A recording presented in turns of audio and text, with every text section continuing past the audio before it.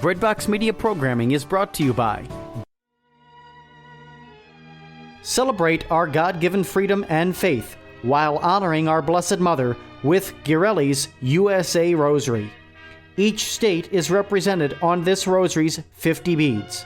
Red, white, and blue enamel adorn its patriotic crucifix. Get yours today.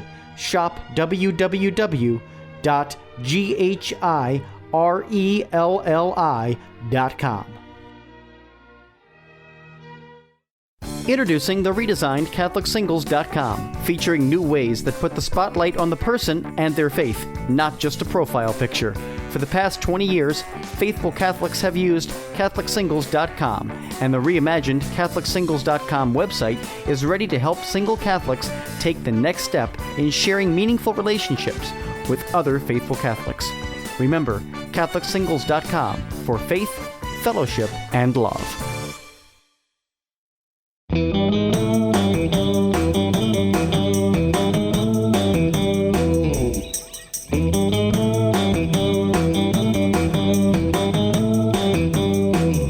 Friends, I am so excited this week on the podcast to have an extended conversation with an author who has truly inspired me through the work that she's done over the years. This week on the podcast, we welcome Susan Tassone, and she has long been known for her being a very passionate champion for the Holy Souls in Purgatory through many books that she's written. You've probably seen her through her numerous appearances on EWTN, and we're here today to talk with her about a beautiful new book that she has out. This book is entitled Day by Day with St. Faustina, 365 Reflections. The book is from Sophia Institute Press. Welcome to the show, Susan. It's a great honor, Lisa. I have admired you from afar, and I want to say, as a former high school teacher, I want to thank you for what you're doing for the Catholic schools, and I've been reading about your ACE program and your new book, I'm God's Storyteller, which really touched my heart because of it really focused on the mission. Everybody has a mission and how we're called to fulfill that mission. And also on your international level, I was pretty impressed. I love the picture you on your website of the big jug here. I don't know what they say it officially, but that was pretty impressive how you reach out internationally. And the missions have a special place in my heart. I actually had the opportunity to work with Cardinal George for 6 years in the missions office, and I just want to thank you for sharing our faith nationally and internationally. Well, thank you so much. That picture was actually taken in India. I was learning from an elder that I sponsor over there how to work as a fishmonger, and I'll say that I love it. I was promptly fired from that job. So, but it's that photo is a keeper. Believe me, I put that photo everywhere. I'm very impressed with it. It's very eye-catching. Thank you. In fact, I'm going to send you something because I really love that image, and I have a special card with an image like that on, and I'm going to send that to you. Oh, well, I can't wait to see it. Well, I want to talk about this work of yours, but before that, one of the questions that I always like to ask on my podcast, especially of friends, is, just to tell us a little bit of your story. If you're asked about your story, what you'd share, maybe just as a brief introduction for our listeners. Absolutely. After I wrote a couple of books, people started to ask, how did you begin? And if I do express that whole story in Praying with the Saints for the Holy Souls in Purgatory. But Lisa, I didn't sign up for this. I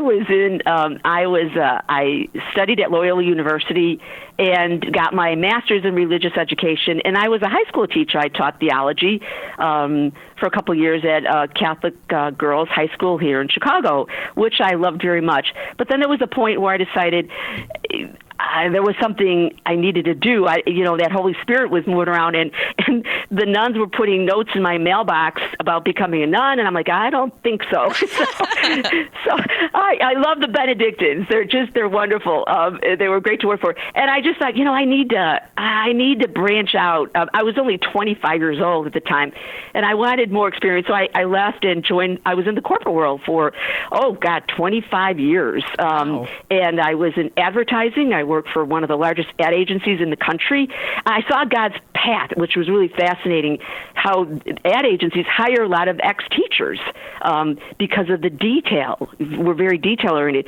So I learned a lot about print and writing, not knowing he was preparing me. And after that, I really decided I really wanted more of a mission. I missed that theology. I missed that wanting to give back.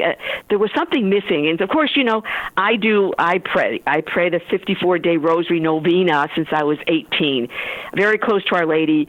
Our mother planted those seeds in our young hearts. So I did that, and I ended up working for a nonprofit agency for over 25 years as a development officer. And I loved it. I worked with CEOs and met every high-profile person in Chicago, and again, more training leading me to this. Where at some point I learned about Purgatory. Again, reading. I'm a voracious reader, and I was fascinated by their plight, and I wanted to do something, and so I ended up finding out that what the souls need most of is the masses. And I was very close to the church. I go to Mass every day, and I learned about the missions office and how our Catholic missionaries are in dire need of Mass stipends, and how I needed to. The nun was desperate because no one knows that they exist. Every diocese has a missions office, and I'm working full time, and I'm rolling my eyes, and she's looking at me, like forlorn. I'm like, oh my gosh, how am I going to do this? So, I said, look, I'll try to help you a little. And I ended up collecting Mass stipends, and at the same time learning about Purgatory, put the two together because that's what they need the most.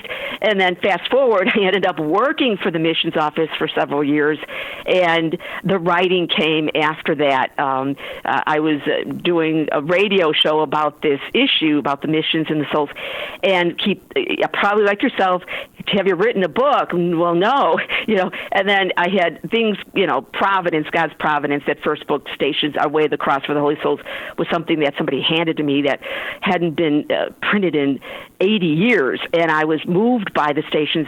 I'm not a Stations fan. I have trouble saying the Stations, but this one got me because it had to do with my family, it had to do with me, it had to do with our souls, and I published that.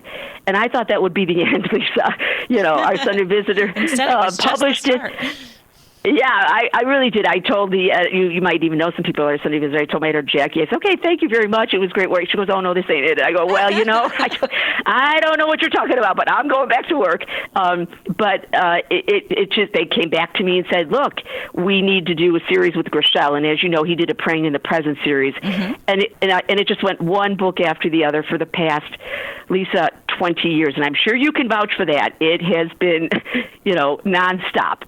Yeah, it's so interesting when you look back at your story, at the arc of your story, that you can see that at every point along the way, we sometimes think we're wandering aimlessly, but God is really getting us ready for all the pieces. Certainly working in marketing, most people don't necessarily think a Catholic author would need to know about marketing, but in today's world, that is a big part of our skill set. So, and how we share our faith is in we don't want to call it marketing, but, understanding how to effectively communicate something that's very important to you is a great gift. So I love that. Well, I'm glad that you're at the point that you are now and that your work is so fruitful. And I have to say, I think you wrote this book just for me, because I have to confess now.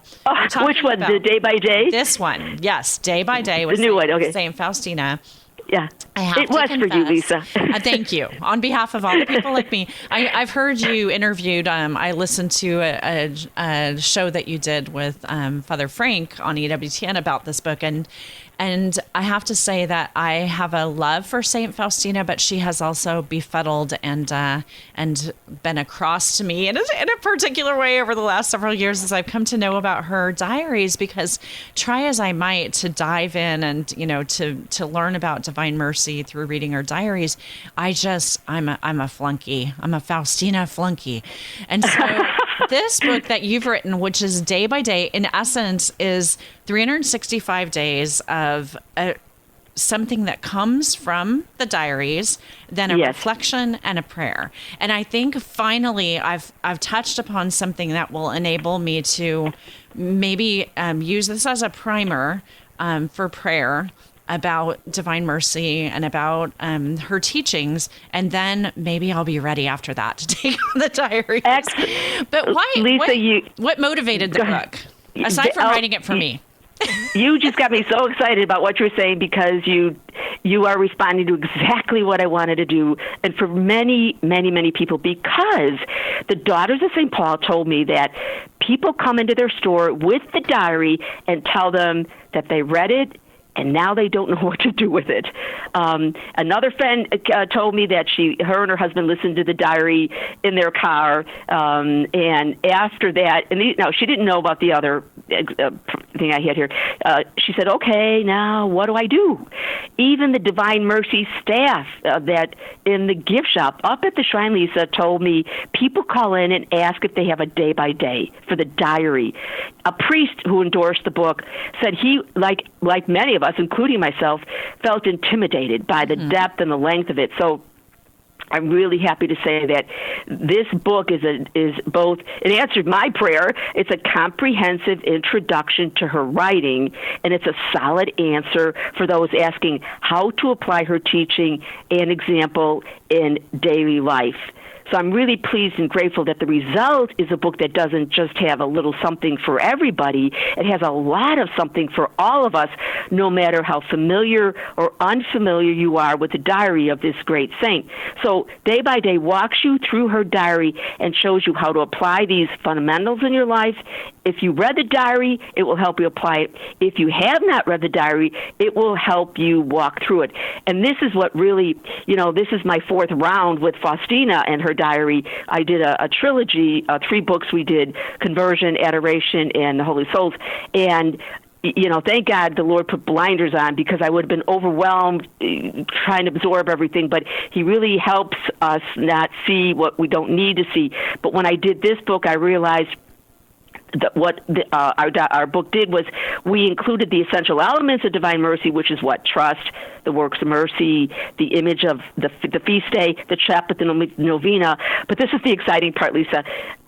There were major themes in the diary, key themes that help you unlock the secrets to sanctity.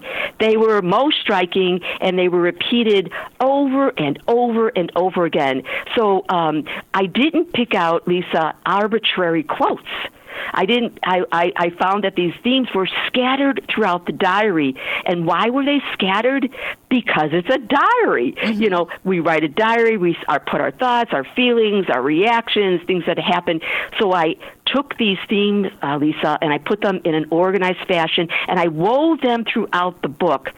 So in order for an art form to speak to today's modern world, it has to draw from a universal theme, and we have to present them in a very fresh way, I would say. And this is what the book does. I fleshed out the teachings, and I'm delighted you're reading it. It's an honor that you're reading it. And I put it in a contemporary language using eye-opening analogies and reflections to help apply these teachings from her throughout your own life. And I want to tell you, I'm sure you're going to ask me the next question. What are the themes? What were these key themes that were, that were repeated? And it's funny, Lisa, you do a lot of reading like I do. You read a lot about the saints. It was pretty much parallel. Holy Communion, confession, adoration, praying for the dying, and doing God's will. And one that jumped out at me quite often, which is so much that if you read the book, you're going to find this particular theme at the end of every month, was the love God has for you. How much he loves you, and how he chose you, and how he chose you for a mission, and how we were not created, just for no reason. Each of us was a result of a thought of God. Each of us is willed. Each of us is loved, and we're very necessary. And that kept coming over and over again, which really moved me. So we put those particular passages at the end of every month. So those were the key themes that help unlock the secrets of sanctity. It's beautiful. Well, I want to ask you to take a step back for a moment. I know this is probably inconceivable to you because you've lived with her in your heart for the last several years. My roommate. But if somebody hasn't really been exposed to Saint Faustina, can you give us sort of like an introduction to her life and her spirituality? It's hard to imagine that they might not know her, but I know that there are probably listeners out there who don't know very much about this amazing woman. Tell us a little bit about her. Yes, she was born in 1905. August 25th, 1905.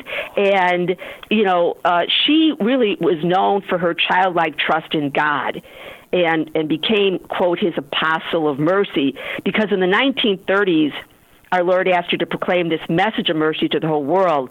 And while Faustina really never left, if you read about her life, she never left a series of convents and healthcare facilities, because she also helped the sick during that pre-World War II in Poland.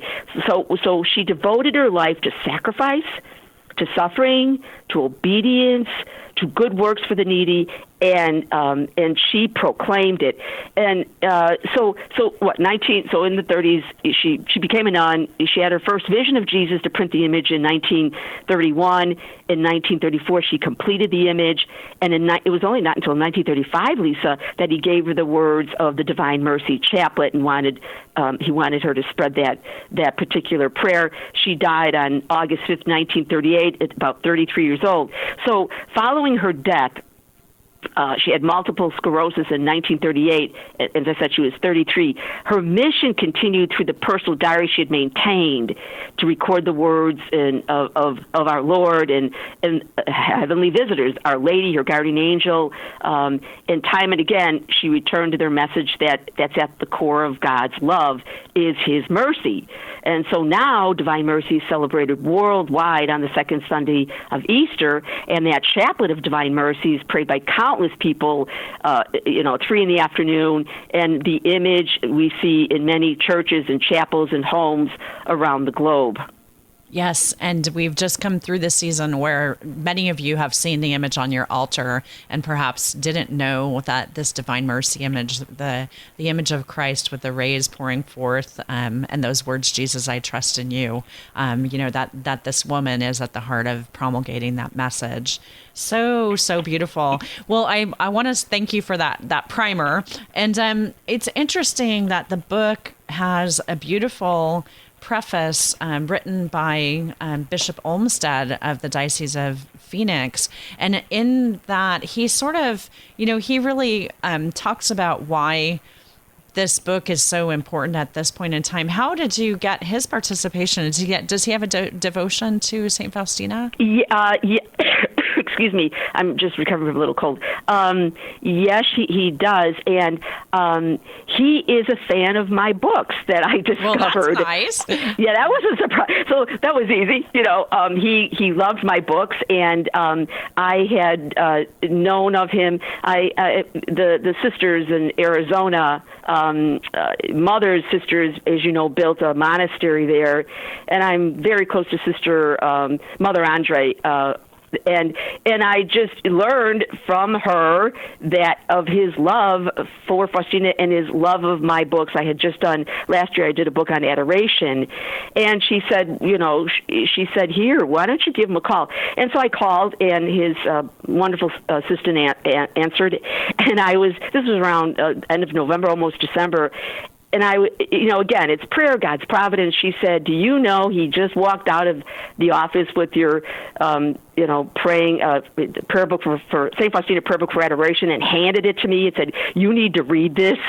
And, she said, he's a great fan of your books. And so I said, well, that's why I was calling. I said, I didn't know that. I'm very honored. Would he be interested in doing the forward? And, of course, he said yes. So that's how that happened. Many of the bishops and priests, if you don't mind me sharing this with you, Lisa, absolutely. I had worked for the missions office for Cardinal George for several years as his development officer.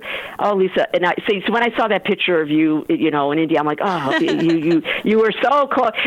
I could feel the presence. I had the honor of meeting bishops from all over the world that would come in to the mission office looking for mass stipends and anything we could give them to bring them back for him to bring back to help his seminarians and his priests. So Lisa, I got to know these bishops, and if you don't mind me sharing, I mean, I don't get to share this too much if you don't mind. Please do. You're actually the first. Cardinal Sarah, who yes. we know, Yes. he was the Bishop of New Guinea. You know how far away that is, Lisa? And, I get letters from him, and we would send him mass stipends, and he'd be so grateful. So never knowing that he would be called to Rome, although I know now he's extremely holy, he's a great writer, and he endorsed the Adoration book. And so it was, some of the bishops I've worked with, and some I've learned know my work, and they love my work, and that's how I got connected with so many bishops. It's just a great honor to have their great support, and they've supported all my work. So that's just a little background. It's just very humbling, and they evangelize. It's great hearing from Bishop Olmsted, and he lets the world hear about Catholic authors. It's not only me. I think that they recognize that a tool like this. Let's talk a little bit about how the book is laid out. I kind of mentioned it before, but one thing that's interesting, to have a book like this fall into your hands at the end of May, as we record, we've just come through Memorial Day weekend, and I just prayed today the entry for May 28th, which is entitled "Carrying Me." And I wanted to just kind of maybe let our listeners have a little feel of what it might be like to pray with one of the days in the book. So on this day, the quote that you offer from the diary, paragraph 1264 says, "I live in the deepest peace because the Lord himself is carrying me in the hollow of his hand." And in your reflection, you write, "These days we would say palm, not hollow. It's the same word used in a traditional Irish blessing. And until we meet again, may God hold you in the hollow of his hand." Irish or Polish, it's a comforting image, especially when we feel frightened or lonely. And it's an accurate one, too. And then you lead us in prayer by saying, the hollow of your hand, dear Lord, there's no place I'd rather be now and forever. Jesus, I trust in you. I think that, our listeners can see how something as simple as this day's entry can lead us into a deep prayer to start our days. So if you're somebody out there who's been kind of struggling with, I want to have prayer as part of my daily life, but I don't exactly know what to do, a book like this is so perfect because it gives you a starting place. And then perhaps like Faustina, you'll be prompted by the reflection that Susan gives to go deeper and to do your own spiritual writing. How'd you come up with the format for the book? I came up with the format. I followed my day by day for the Holy Souls in Purgatory. That book is so popular that I thought we were looking at trying to do a part 2, and I just knew I wasn't called to do a part 2 because they got the best of the best in that book on Purgatory. And then when this opportunity arose, then I knew go back, use that same format. That is, you've done a day by day, Lisa. Yes. Your Prayer Companion, which is a beautiful book, and it won an award. I remember. It won. I remember because you won first place in my little, conversion book won third. I'm like, well, I'm in good company. Well, I have to say that book was written by 81 co-authors. So, there you go. Won that prize. So, yeah, that's awesome. The format works really well because it works well. Yeah. And you need to keep it short. Well, you do. And the thing that's sort of tricky about that is I know because I've written I have a little calendar thing that I did too, and it's a perpetual calendar. And it's interesting that sometimes for authors, shorter is more challenging. That it's far easier for me to write 300 words than 70. So well, brevity is challenging. Lisa, they told me at our Sunday Visitor that day by days are the most difficult books to write of all books. So you were experiencing that too. Well, it's very hard somewhere to do around that. day 175, you're like, seriously, Lord? I have to do so much. I'm not even halfway through yet. Yes. It's like, to me, I was telling a friend, it was like having triplets. It was it was a grueling, intense work.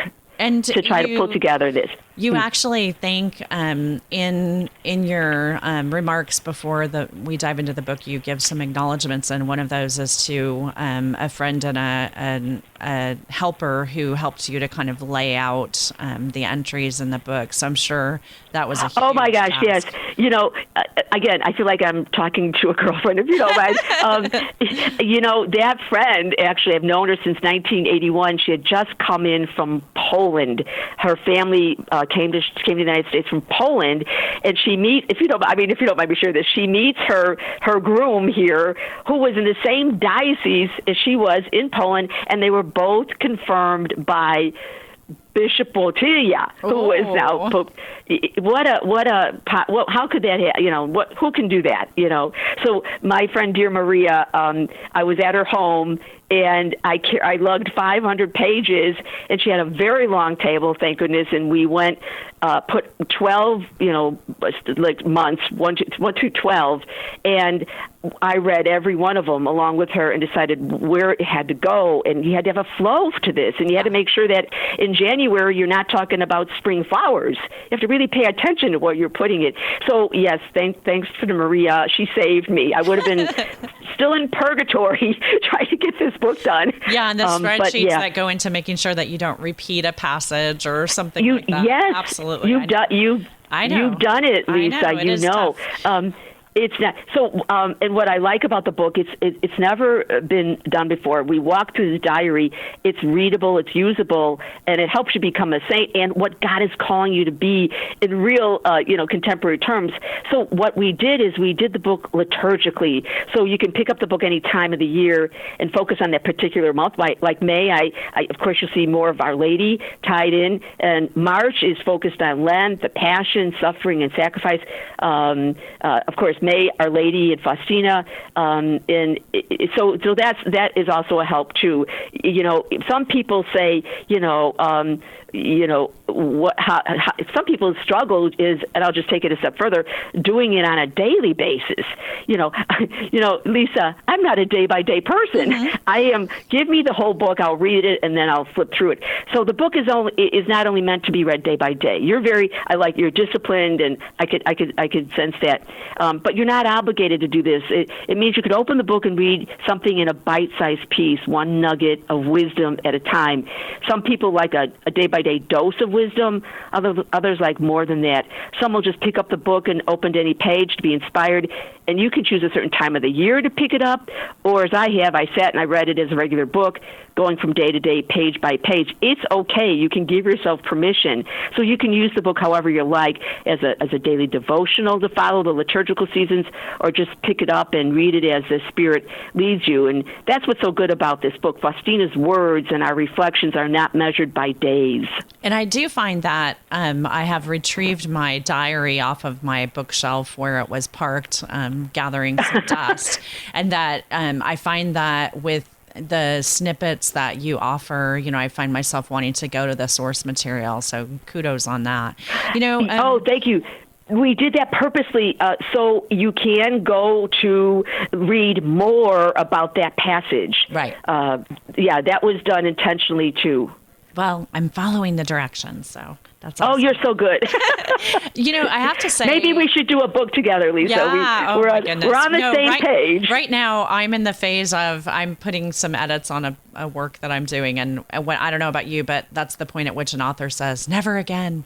I will never ever. This is my last book." I said that with this book. Don't ever ask me to do this again. Yeah, never. We'll see. But thank you for thinking of me.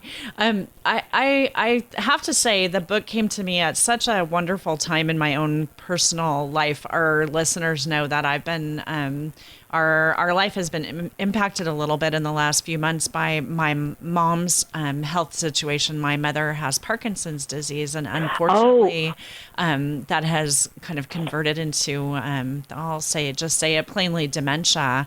And we've had to move my wonderful mom, my best friend, and my amazing mentor had to move into a memory care facility.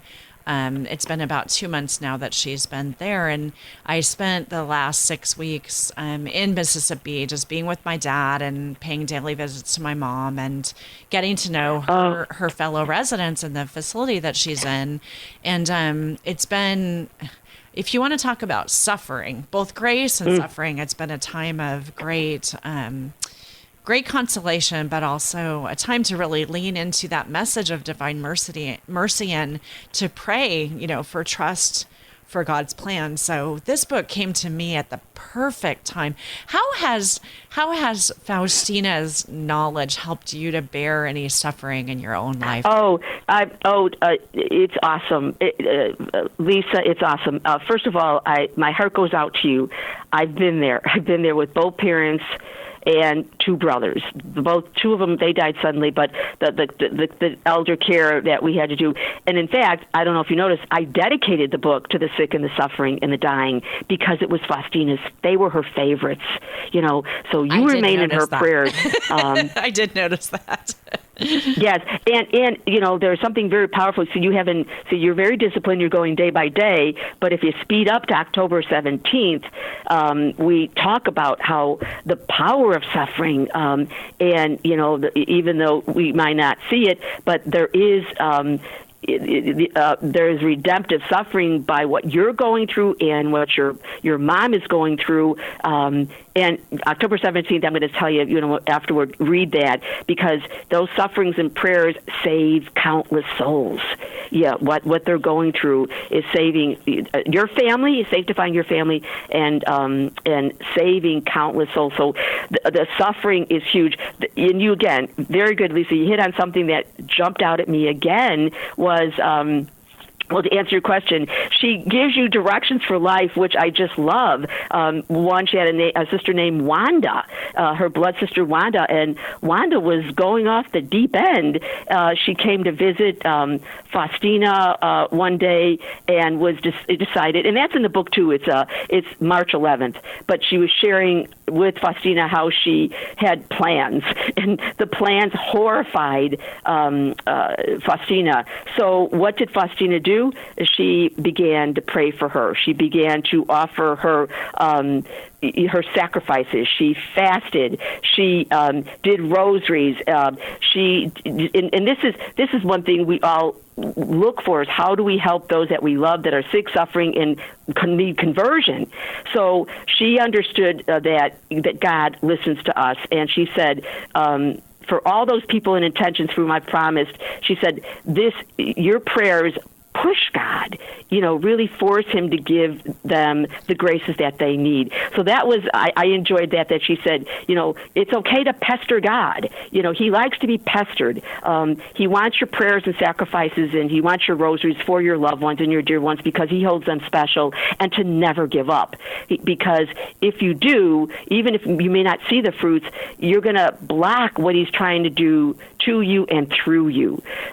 So that really helped.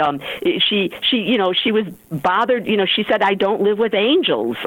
She lives with people just like we do. We live with families and spouses, and what she did and how she coped with, people that were too slow in the kitchen, and how she tried to offer it up. And one time she got very hurt by a nun, and she overheard a conversation, and it just broke her heart. I could just feel the pain. And she just turned to our Lord and said, look, this is for you. This is for the conversion of sinners. This is for the graces that, somebody may need right now. She took it and she transformed it, and she really became the one she befriended. So that's it's just her everyday experiences and how she handled them that helped me. Now, so two of them was the great love God has for us. That one just bowled me over. The other one, Lisa, that was repeated over and over again, over a dozen times was how important it was to pray for the dying, and that how our Lord appeared to her and said, pray for the dying, pray the chaplet. So much so that at one point she was praying a litany for somebody that was dying. The guardian angel appeared to her and stopped her and said, pray the chaplet. And the power of the chaplet was stressed over and over again. That jumped out at me. I say it more fervently now and more intensely and more than one time a day. And from that, she started to pray, which was an important lesson that for me that I took away, was she started to pray for her own death. And she did prayers for the dying. And she, in fact, let me just tell you, I'm veering off a little bit, but what's the shortcut? What's the grace of a happy death, Lisa? Is it to die with a smile on your face? Well, no. I'll tell you what it's not. It's not to die in the state of California or the state of Illinois, but in the state of grace. And how do you do that? One of the shortcuts I've learned was First Fridays, First Saturdays give you that grace to do those for Our Lady in reparation of the, of her Immaculate Heart and Sacred Heart. There was another thing. Again, my mother was dying at one point when I was writing a book. After I wrote a book, my mother had died, and my publisher said, "Why don't you write something to help people get them through?" The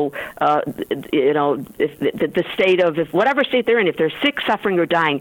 So what I did, Lisa, I did a book called Prayers, Promises, and Devotions for the Holy Souls in Purgatory, because while I was going through the diary, Faustina kept talking about, we did the prayers for the dying, and I'm saying, okay, where are they? And then in another part of the diary, we did the prayers for the dying. There were none. She never explained what they were. But it just so happened back in 2002, I was asked to do a book that had prayers for the sick, suffering, and dying, and the apostolic pardon. So I kind of, I've been talking about that in conjunction with this book. So those were it was just the way she lived. She shared what she went through, her feelings, her desires, her pains. She would go to adoration and just really lay it to our Lord. All her pains, all her worries, all her fears, and he transformed her. Adoration was very critical to her. She was called St. Faustina of the Blessed Sacrament, and that's who do we know that, who are some of the big heavy hitters in adoration? Mother Angelica, Mother Teresa, John Paul. They knew that adoration was an integral part of transforming the world, and that's what she did. So, it was just... the E.W. Chan told me, Lisa, it was probably one of the finest books that I've done. I love the book. I carry it myself. So those are the kinds of things that influence me. It's now in my wish list for Amazon. So I'm going to be pestering you for an autograph next time I see you. Do you want? Oh, I'll send you two, Lisa. And I have to say, just one extra little tidbit of a gift in this particular book. Day by Day with St. Faustina are the appendices, and in Appendix B, you offer instructions on how to pray the Chaplet of Divine Mercy. If you're somebody out there who's never prayed this prayer before, who doesn't keep that holy hour in the afternoon, this might be something special to add into your prayer journey too. And I love, Susan, how your energy and excitement about this beautiful woman, this beautiful saint, brings her to life for us, that she really has permeated your heart. And that's so clear when you speak about her spirituality. She becomes not just words on a page, but a living, breathing role model to help us through whatever we're facing in our life, whether it's great joy or great suffering. So exactly, she shows you how to trust God more, and this is all through the book. She shows you how she prays with the angels and the saints. She shares how she got along better with others, and the secret to sanctity. Do you know what the secret to sanctity is? That she said, and all great saints say this, including Mother Angelica told me, it's the way out of purgatory. She did the will of God in all things in the present moment. That's the secret to sanctity. I was at a women's conference in Milwaukee, and how did I try to apply who I'm speaking to to the audience, and I was talking about Faustina, and I said, what are the secrets of her radiance? How does she stay young and beautiful? How does Mother Angelica look gorgeous? I'd met her once, Lisa. Her skin skin was like porcelain. I wanted to know what cream she used for her face. And I'm staring at her, and that was it was back in the 90s, and I'm writing these books, and Faustina, Mother Teresa, had this beauty. And so I was telling the women what were her secrets besides these creams and the makeup and the things that we could get bombarded with, and what it is, why they're beautiful. They did God's will, and they lived a sacramental life. They gave, they forgave, they fasted, they pleaded to God to show mercy on their loved ones. They made atonement. They had devotion to the Mother of God, their guardian angels, and she practiced mortification, and she was faithful to her state in life. Those are the secrets, Lisa. You could probably kind of copyright the show. Beauty secrets. That's how you stay beauty. Beautiful. It is. Susan, that's the inner beauty. Such a gift. I have to just say again, thank you personally for introducing me to this book, and it will definitely. I will be with you every day as I'm praying this, and so I'll lift up your intentions as well when I do that. Thank you. I'm wondering what's next and how our listeners can connect with you if they want to bring you out to speak or just to follow your work more. Sure, on a day-to-day basis. You can just go to my website, Lisa, and you can just email me. What's my email? SusanTassone.com is my website. And if I love talking about Faustina. I just want to share this. How did Faustina connect with Purgatory? Well, she had a great love for because I'm the, quote, Purgatory lady, by the way. I didn't dub myself that. I blame Father Anthony for doing that. That was not, I wouldn't walk around doing, I'd have to change my name tag when I get upstairs and say, this is really my name. I thank him every day when I see him, But Faustina had a great love for the souls in purgatory, as all the great saints have if you read about the saints. How did conversion come in? Well, you have to convert in order to avoid purgatory. What does adoration have to do with purgatory? It's one of the key pillars to help the souls out of purgatory. And then we've got day by day. Here we put it all together for you. In fact, I gave you another A+ as a teacher, Lisa, because you went to the back of the book. And what else is in the back of the book, Lisa, I wanted to point out, that's not anywhere. One of the Marian fathers called me and he said, do you know that there are promises that Jesus made to anyone that prays, promotes, or has a devotion to divine mercy? And those promises have not been pulled together in one place.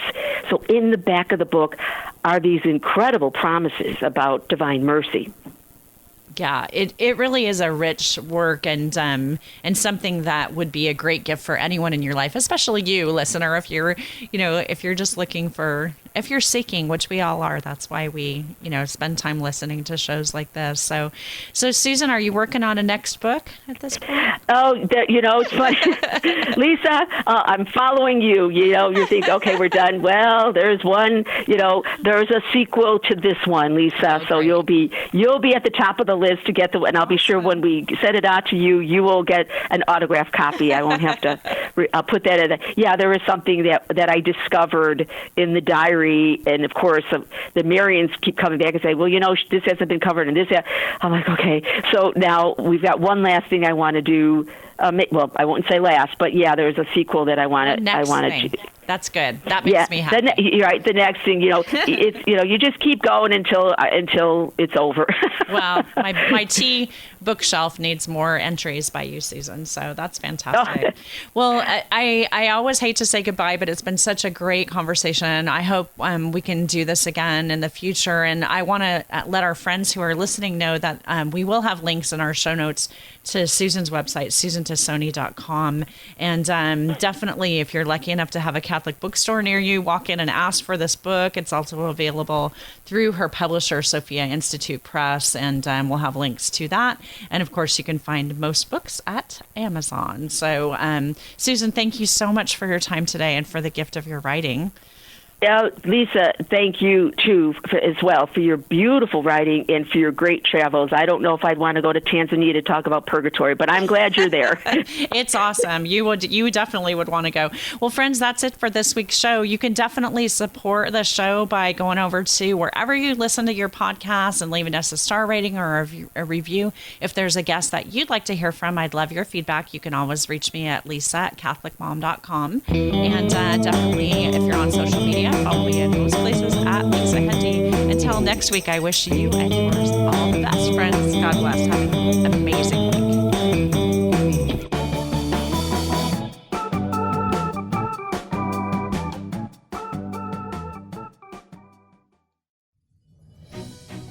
I'm Father Dwight Longenecker. I'd like to invite you to join me for a pilgrimage tour to France this September. It's based on my book, St. Benedict and St. Therese, The Little Rule and the Little Way. I'll be teaching about the spiritualities and the lives of these two great saints, and we'll be visiting the great monastery of Fleury, where St. Benedict's relics are venerated, and of course going to Lisieux to visit the childhood home of St. Therese, the Carmel where she was a nun, and the great basilica dedicated to her honor. But there's more than that. At Paris, we'll be visiting the Basilica of Sacré-Cœur, Rue du Bac with the Miraculous Medal, going on to Vézelay, Nevers with St. Bernadette, Paris-le-Monial, where the devotion to the Sacred Heart of Jesus was given to St. Margaret Mary, and then Chartres Cathedral, Mont Saint-Michel, the Normandy beaches, and more.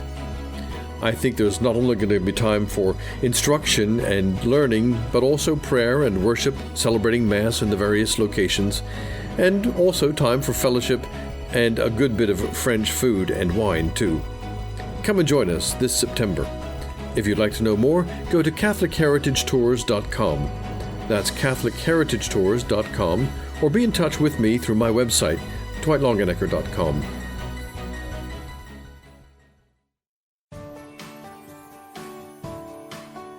Breadbox Media programming is brought to you by Jack Kane Ford.